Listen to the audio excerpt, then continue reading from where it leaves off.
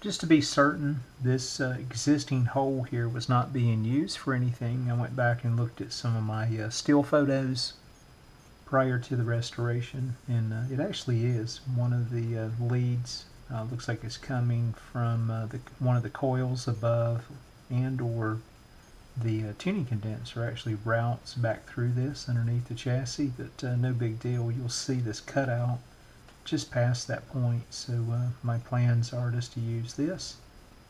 I'm going to use this existing hole here to mount a terminal strip, and just like I did over here, I'm going to end up having to cut this strip right in this area, and I'll just use this section here as such, and then my power resistor, the 470 ohm, will connect here. So let me go ahead and make those modifications here to the terminal strip and get the 5 watt 470 ohm power resistor here mounted and attached to the chassis. Okay, here's a look at the modified terminal strip I'm going to use. The first one I selected, I was just looking at my options here, which was this one. I'm actually going to shorten this up because one lead goes directly to ground, to the chassis ground, so this will be my negative lead as well. Off of the 10 microfarad capacitor will connect here to this side of the resistor, so this makes more sense and takes up less space. So let me go ahead and get a number 6 screw, some tooth washers, and get this mounted right down in here.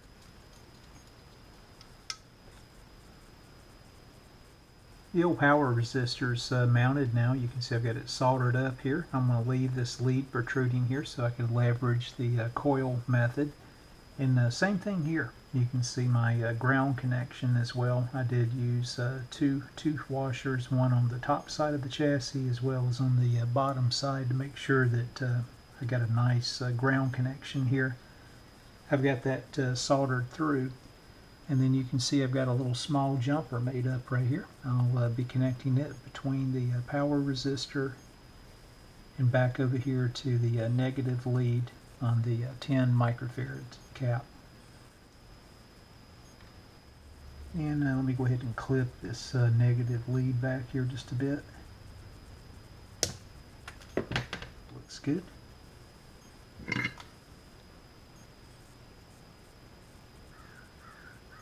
Crows are happy this morning. Let me double check this just to make sure that I'm satisfied here with the connections. And just normal protocol, I'm going to clean these connections up here just a bit with some alcohol. Let's move along here. Alright, back to the type 43 tube here, and this being pin number 1, pin number 2. Pin number 2 is the plate, and if you're looking at the picture-in-picture, you'll notice I've got everything called out. We're going to place a new capacitor there, a 0.006 microfarad cap, and you'll notice I've got it circled in orange, and the connection points between the plate and the cathode is indicated in the picture-in-picture. Now when I do this tie-in, I think there's a couple locations here on the socket itself. I'll probably just tack that in because you can see our output transformer also attaches at this point, and that was probably the leftovers right here. So let me go ahead and get started here and just get this cleaned up so we can get this new modern day cap in place.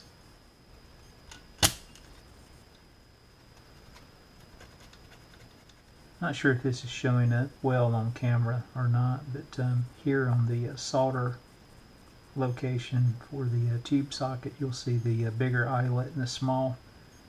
We'll mount the component here, the capacitor, and save this loop right here for the output transformer connection. Got the cathode connection cleaned up pretty well here, that being pin number 5, and you can see it attaches itself to the chassis ground.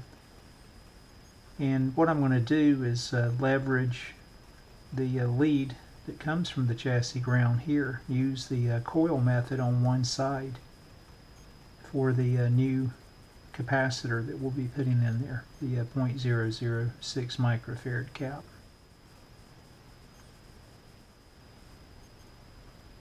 I think I've got it formed the way I want it here. Let's do a dry fit real quick.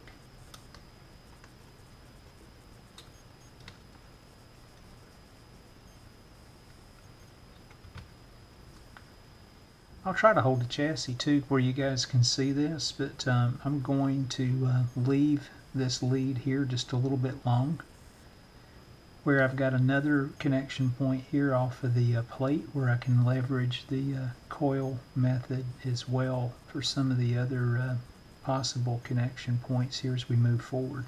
So I've still got the larger eyelet here also free as we indicated for the output transformer, but this will make it easy to solder any additional components on here. If not needed later, I'll trim it off. All soldered in here and looking good and cleaned up with a bit of alcohol. So let me glance back at the schematic here and see where that leads us to. Okay, that's one down, and what I've elected to do, just looking back at my notes and the schematic, I'm going to just go tube by tube and go ahead and get all the components back in that were soldered in across the tube sockets. And that's just because of all the mounting coils, capacitors, resistor boards, etc. that kind of lay on top of the tube sockets that make them less accessible. So I think that's a smarter approach. So I think I had another resistor that came off of the type 43 tube back over here to one of the other tubes as well. Let me just check my documentation and reference the schematic, and let's get that knocked out. And then I know I cut those mica caps out. We may test those, see if I can repurpose those, and go from there. Alright, I've got a new 20K resistor here, and we'll be tying in between the 43 6-Baker 7 tube, and I'm going to be using the existing component leads that I had cut and used the coil method here. That's a nice fit there. Let me go ahead and get this soldered in.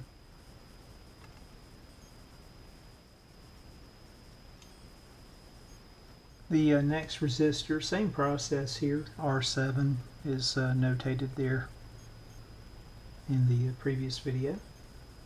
Let's keep moving. And R2 was replaced as well. Another 50K resistor here that resides on the 6 alpha 7 tube. Great progress here. Not to make the video any longer here, you can see I went on and got the additional components that were mounted directly to the tube sockets themselves, those pins. And I think I've got everything placed now. I'm just double checking a few things.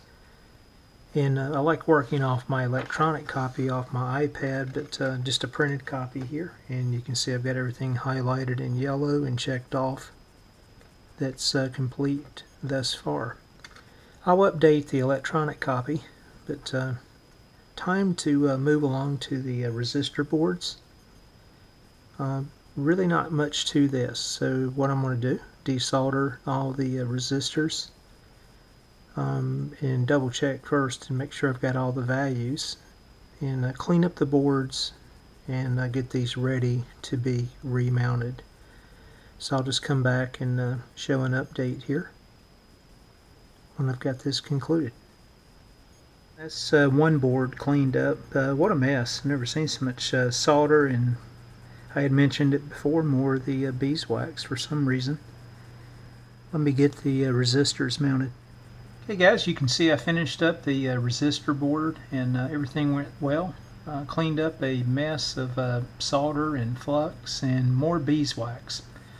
Anyway, these last two resistors here, I ended up having to put some resistors in series and leverage that principle just so I could get the correct value.